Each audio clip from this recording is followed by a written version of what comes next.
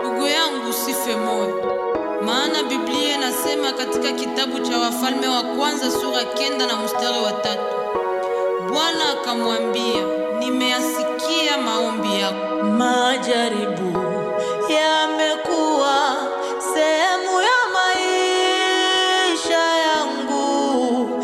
Baba, nisaidie, nitie nguvu. Majaribu yamekuwa vitisho moyoni mwangu. Baba, nisaidie, nitie nguvu. Jua kwa maombi yako mimi nitasimama tena.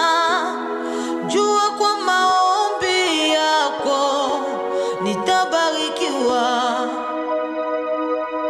Usifurahi juu yangu, adui yangu.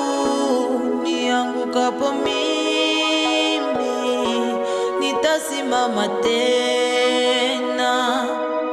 Anaheri mtu yule ambaye kinywa chake huwabariki wenzake na kuwaombea, maana maneno mabaya huchafua moyo.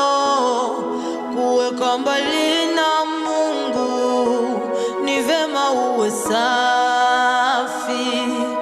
Si vema kunisema sema vibaya nipatapo tatizo. Mamao, shetani wampa nafasi ndani ya moyo wako. Jua kwa maombi yako mimi nitasimama tena. Jua kwa maombi yako nitabarikiwa.